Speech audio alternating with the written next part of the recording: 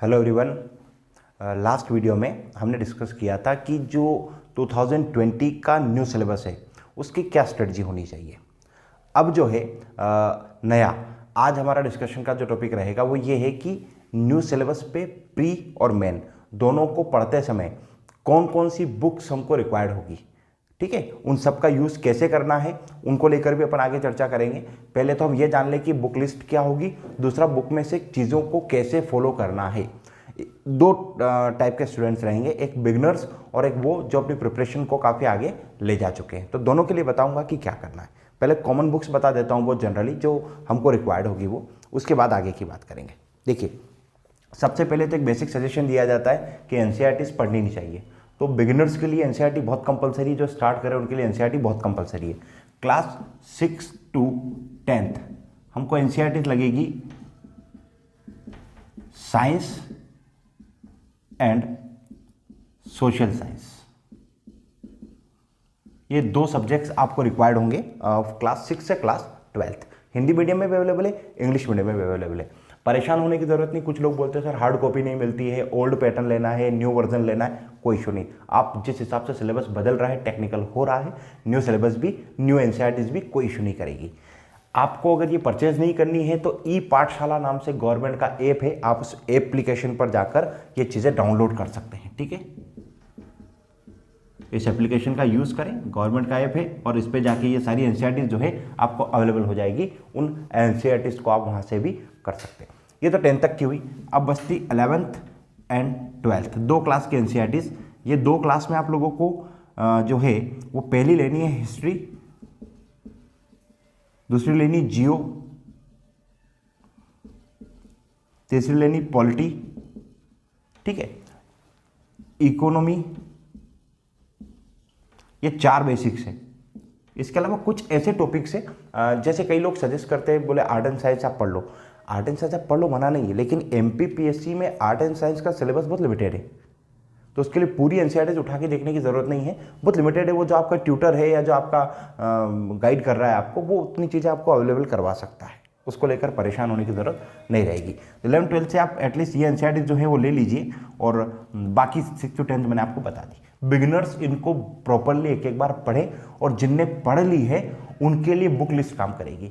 लेकिन जब नोट्स बनाने की बारी आएगी तो आपको एनसीईआरटी की मदद लेनी पड़ेगी, चाहे बिगिनर हो चाहे फिर जो प्रिपरेशन के मोड एंड पे आ गया हो कि अब एग्जाम देनी है। जिनको एग्जाम देनी है उनको भी नोट्स बनाने में एनसीईआरटी की मदद लेनी पड़ेगी, क्योंकि कुछ चीज़ें एनसीईआरटीज़ में बहुत शानदार तरीके की है जो आप आंसर्स में, मेंस के आंसर्स में लिख के आओगे ना, बहुत अच्छा रहेगा। जैसे डेफिनेशन, ठीक है, कोई डाटा, इसमें आपको एनसीईआरटी काफ़ी हद तक मदद करेगी। ठीक है, इसके बाद हम चर्चा करेंगे बुक्स कौन कौन सी होनी चाहिए और बुक्स में हम लोगों को कौन कौन सी बुक्स परचेस करनी है, किस सब्जेक्ट की कौन सी है। ठीक है, तो अब मैं सब्जेक्ट्स वाइज आपको चीज़ें बताता हूं कैसे फॉलो करनी है। सबसे पहले हिस्ट्री की बात करें, ठीक है। इतिहास के लिए दोनों माध्यम में बुक्स अवेलेबल हैं। 3 अलग अलग पार्ट में इतिहास को हम पढ़ते हैं, एक प्राचीन भारत का इतिहास, एक मध्यकालीन इतिहास, एक आधुनिक इतिहास, मतलब एंशियंट, मिडाइवल और मॉडर्न हिस्ट्री। देखो, जिन लोगों ने बुक्स, जिन राइटर्स की बुक सजेस्ट की जाती है ना, उन्हीं राइटर्स ने लगभग एनसीईआरटी भी लिखी है। ज़्यादा बहुत चेंज नहीं है इसके अंदर। ठीक है, जैसे आपकी जो एंशियंट हिस्ट्री है, ठीक है, एंशियंट हिस्ट्री, प्राचीन भारत का इतिहास, उसके लिए राम शरण शर्मा बहुत अच्छी बुक है और इन्होंने एनसीईआरटी भी लिखी है। रामशरण शर्मा का आप जो एनसीईआरटी स्टार्ट करते हैं ना, वहाँ पढ़िएगा, नाम आएगा, इनका जिक्र आएगा। रामशरण शर्मा ने एनसीईआरटी में मदद की है गवर्नमेंट को, तो इन्हीं की एक बुक है, परचेस कर लीजिएगा, एंशियंट हिस्ट्री, भारत का, प्राचीन भारत का इतिहास। उसके बाद मिडाइवल जो है, मिडाइवल के लिए सतीश चंद्रा ये बहुत अच्छे राइटर हैं और इन्होंने एनसीईआरटी में भी सेम मिडाइवल के एनसीईआरटी में काफ़ी मदद की। मध्यकालीन भारत का इतिहास। इसके बाद आता है मॉडर्न, आधुनिक, जिसको आप लोग बोलते हो। आधुनिक भारत के इतिहास के लिए राजीव शर्मा, आपकी स्पेक्ट्रम सबसे बढ़िया, कुछ बोलने की जरूरत नहीं, आप शॉप पे जाना और केवल बोल देना सर मॉडर्न हिस्ट्री के लिए स्पेक्ट्रम दे दो, राजीव अहीर, सॉरी नॉट शर्मा, राजीव अहीर, इतने में आपका काम हो जाएगा। केवल स्पेक्ट्रम बोल दीजिएगा बुक का नाम, इतने में आपको बुक अवेलेबल हो जाएगी। तो ये तो हिस्ट्री के लिए हुई। देन जियोग्राफी के लिए एक बुक काफ़ी है, आपको एमपीपीएससी में इसकी इतर दूसरी बुक लेने की जरूरत पड़ेगी भी नहीं। ठीक है, मैं काफ़ी वर्षों से ज्योग्राफी पढ़ा रहा हूँ। प्रश्नों की प्रकृति, प्रश्नों का आधार और जो सिलेबस है उसको देख के एक बुक से आपका सारा काम हो जाएगा। महेश कुमार वर्णवाल की एक बुक आती है, देखो वर्णवाल की बुक्स तो मार्केट में बहुत सारी अवेलेबल है, लेकिन कंफ्यूज नहीं करना। महेश कुमार वर्णवाल, बुक का नाम है भूगोल एक समग्र अध्ययन। देखो मैं केवल प्री के पॉइंट ऑफ व्यू से नहीं बोल रहा हूं, हम मेंस को भी कवर करके चल रहे हैं। ये बुक इतनी सफिशिएंट है कि मेंस का भी पार्ट आपका इसके साथ कवर होगा, ठीक है। तो भूगोल में इस एक बुक से आपका सारा काम हो जाएगा। यहाँ हिस्ट्री में आपको 3 बुक लगेगी, वो मैंने आपको बता दी। तो ज्योग्राफी के बाद पॉलिटी आता है। पॉलिटी के लिए भी सेम एक बुक बहुत शानदार है, भारतीय राज व्यवस्था, इंडियन पॉलिटी, और राइटर जो है वो एम लक्ष्मीकांत। काफ़ी है, इससे ज़्यादा बुक्स आपको परचेस करने की ज़रूरत नहीं पड़ेगी। देखो हिस्ट्री, ज्योग्राफी, पॉलिटी। अब एक सब्जेक्ट को लेकर बहुत सजेशंस आते हैं, दुनिया भर की बुक्स बताई जाती है। इकोनॉमी, अर्थव्यवस्था। देखो अर्थव्यवस्था किसी भी राइटर की बुक में उतनी, या तो मैं कह दूं कि उतनी नहीं है जितनी एमपीपीएससी को चाहिए, या तो बहुत ज़्यादा है या बहुत कम है, बराबर नहीं है। इसलिए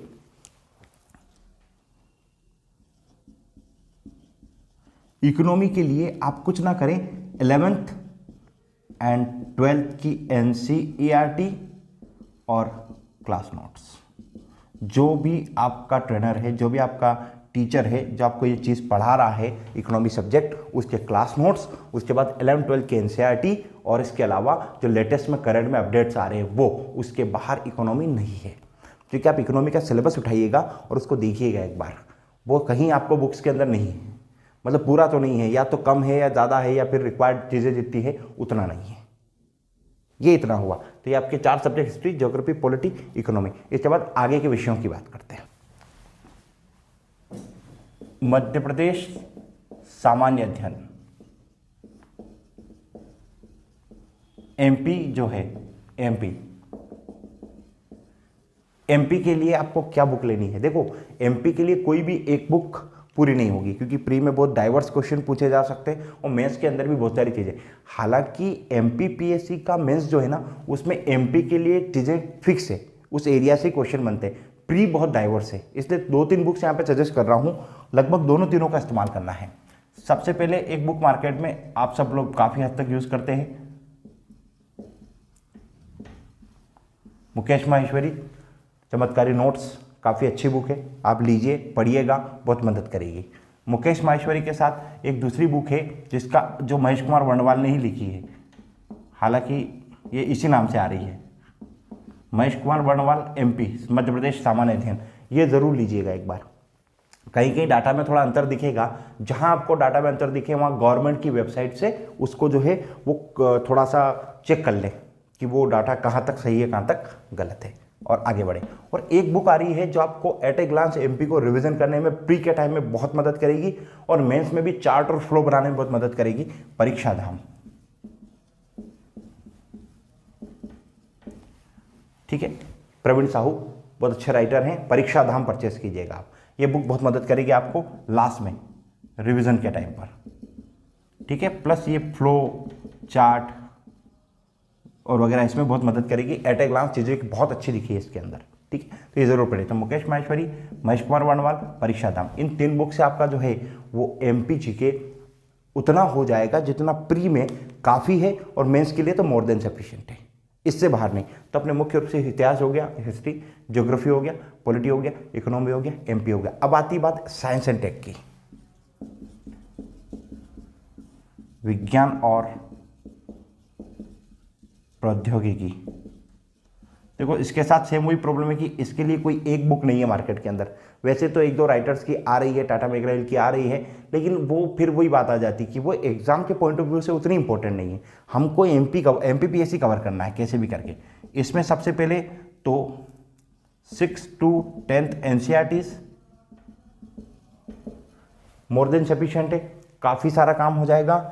प्लस आप रिवीजन में, जब रिवीजन की बारी आती है तो उस रिवीजन में आप साइंस की लूसेंट यूज कर सकते हैं, ये मदद करेगी आपको विज्ञान की।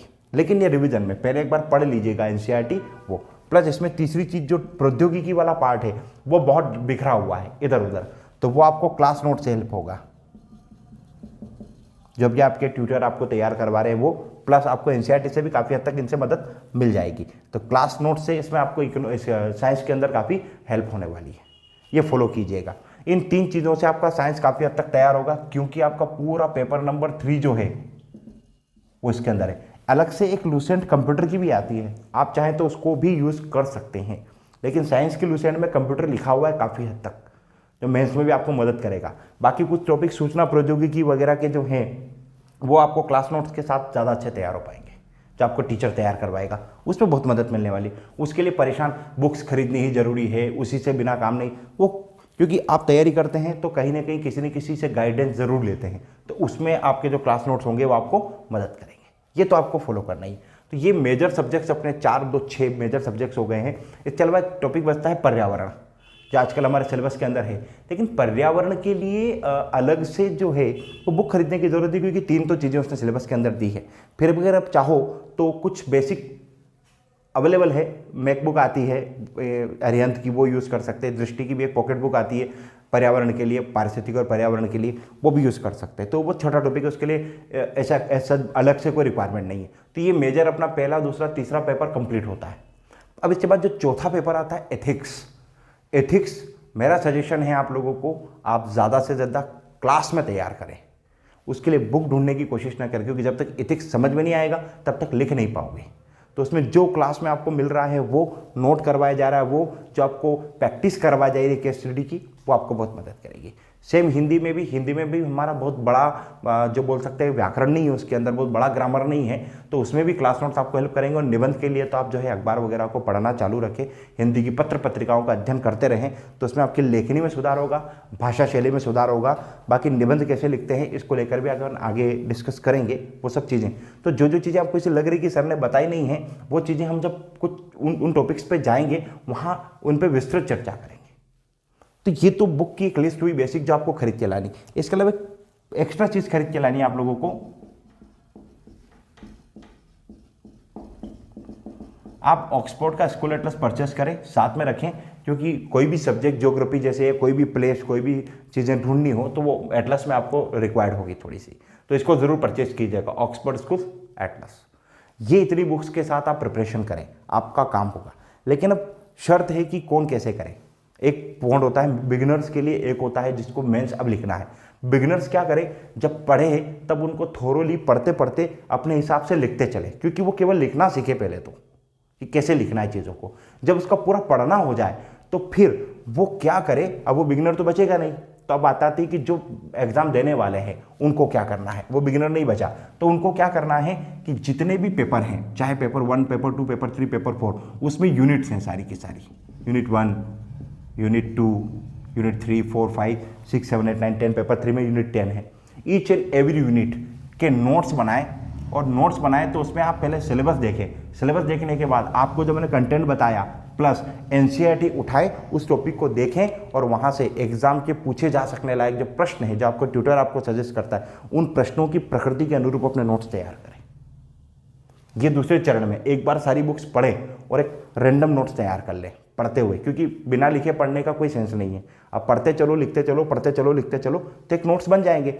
वो notes plus NCERT book plus आपका ये कंटेंट प्लस क्लास नोट्स, सबको मिला के यूनिट वाइज नोट्स बनाने।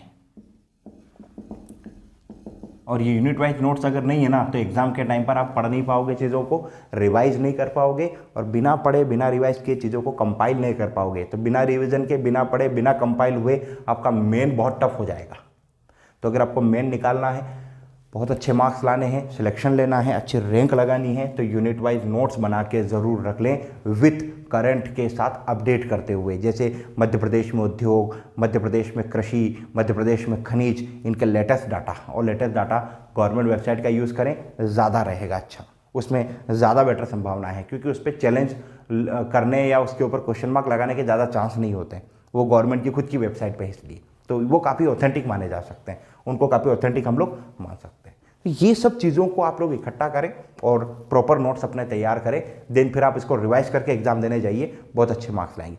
कई लोग बोलते हैं सर बोले प्री और मेंस के अलग अलग नोट्स बनाने चाहिए क्या? देखो मेरा सजेशन तो है कि कोई सेपरेट नोट्स होते नहीं हैं, आप एक ही नोट्स बनाओ मेंस के। लेकिन कुछ टॉपिक ऐसे हैं जो केवल प्री में हैं, मेंस में नहीं, जैसे आयोग वगैरह और ये साइबर सिक्योरिटी और ये सब चीज़ें, तो उनके आप अलग से नोट बना लो। प्री की वो यूनिट जैसे आयोग वाली है, साइबर है, ये सब। इसके बाद जो रिवीजन की मैंने बुक बताई है, ठीक है, महेश कुमार वर्णवाल ने काफ़ी अच्छी रिवीजन के लिए बुक निकाली है। इसके अलावा लूसेंट आपके पास है, आपके क्लास नोट्स हैं। जब इनसे रिवीजन करोगे प्लस ये पढ़ोगे तो आपका प्री प्रिपेयर हो जाएगा। और प्री में काफ़ी बड़ा गेम जो है वो प्रैक्टिस का है, हम डिस्कस करेंगे इसको आगे लेकर कि प्री क्वालिफिकेशन के लिए, प्री क्वालिफाई करने के लिए क्या स्ट्रेटजी रखनी है, कैसे पढ़ना है, वो मैं बताऊंगा आपको आगे। बट अभी अलग से नोट्स को लेकर परेशान होने की जरूरत नहीं, इन्हीं नोट्स में आपका काम बनेगा। काफ़ी हद तक सिलेबस जो है एक दूसरे के अंदर मर्ज है, ठीक है। इसलिए मैंने बोला ना कि जब पहली बार पढ़ रहे हैं और रैंडम लिखते चल रहे हैं तो उसमें फैक्ट काफ़ी लिखाएंगे, लेकिन जब यूनिट वाइज बनाएंगे तो इसमें कंसेप्ट बहुत यूज होंगे। तो आपका फैक्ट कंसेप्ट सारा कंपाइल होकर चलेगा ना, तो प्री भी निकलेगा, मेन भी निकलेगा, इंटरव्यू भी आएगा कॉल, और इंटरव्यू सिलेक्शन होगा। ऐसा कोई बहुत बड़ा इशू नहीं आएगा। तो प्री में केवल जो टॉपिक ऐसे हैं जो केवल प्री में है, मेंस में नहीं है, उनको अलग से लिख के तैयार करके रख लेना। तो प्री जब पढ़ोगे तब उसको रिवीजन करने में आपको बहुत सारी हेल्प करेगा। लेकिन जब भी आप पढ़ना शुरू करो, इन चीज़ों को तैयार करना शुरू करो, सिलेबस में जो लिखा है उसको अपनी बुक की इंडेक्स में टिक कर लेना कि ये मुझे पढ़ना है, वही चीज़ें पढ़े। क्योंकि सारी की सारी बुक्स पूरी की पूरी काम की हो ज़रूरी नहीं है। इसलिए पहले चीज़ों को अपने नोट्स के साथ टिक कर ले, या अपने नोट्स के साथ जो है वो डिसाइड कर ले, निशान लगा ले आप बुक्स के अंदर, फिर पढ़ना शुरू करें, तो काफ़ी हद तक आपको मदद मिलेगी। तो मैं उम्मीद करता हूँ कि इस वीडियो से आपको क्या कंटेंट चाहिए है और उसको कैसे फॉलो करना है, इसमें बहुत मदद मिलेगी। इसके बाद नेक्स्ट वीडियो में फिर अपन आगे की स्ट्रेटजी को लेकर फिर से मिलते हैं। उसके बाद आगे की और भी रणनीति बताएंगे। बहुत जल्दी कक्षाएं भी शुरू करने वाले, और बहुत जल्दी अपन जो है प्री के अकॉर्डिंग प्रैक्टिस सेशन स्टार्ट करने वाले, क्योंकि अपना प्री 24 अप्रैल 2022 डिसाइड हुआ है, गवर्नमेंट डेट दे चुकी है, कैलेंडर आ चुका है। तो आप उसको लेकर थोड़ा सा मेंटली तैयार रहें और ये चीज़ों को फॉलो करते रहें। इसके अलावा अगर आपको किसी प्रकार का कोई डाउट आता है, कोई दिक्कत आती है, तो आप जो है अध्ययनशाला को गूगल पे सर्च करके कॉन्टैक्ट नंबर पे मैसेज कर सकते हैं, ठीक है। हमारे पास हमारी ईमेल आईडी आपको वहाँ मिल जाएगा, आप मेल कर सकते हैं। इसके अलावा यहाँ पर कमेंट में भी कुछ पूछना चाहे तो भी पूछ सकते हैं, और आप ऑफिशियली मैसेज करके हमको इन्फॉर्म भी कर सकते हैं। तो आप जैसे भी आपको ठीक लगे, सारे जो है ऑप्शन आपके पास क्लियर है। तो आप अध्ययनशाला रतलाम सर्च करेंगे, आपको चीज़ें अवेलेबल हो जाएगी गूगल के ऊपर से। तो आई होप कि आपको ये सब चीज़ें समझ में आई होगी, और ये वीडियो आपको बहुत मदद करेगा आपकी प्रिपरेशन को लेकर, क्योंकि अब समय नहीं है अपने पास में इतना। तो स्ट्रेटजी फॉलो करें। स्ट्रेटजी मैं पहले बता चुका हूँ, कंटेंट आज बता चुका हूँ, आगे और चर्चा करेंगे एग्जाम के रिगार्डिंग, वो भी आगे के बाद आपको वीडियो मिलते चले जाएंगे। इनको फॉलो करें, तैयारी करें। आपके आगामी परीक्षाओं के लिए आपको बेस्ट ऑफ लक, बेस्ट विशेष, बहुत अच्छा प्रिपरेशन करें और सिलेक्शन लेके अधिकारी बने। बहुत बहुत धन्यवाद।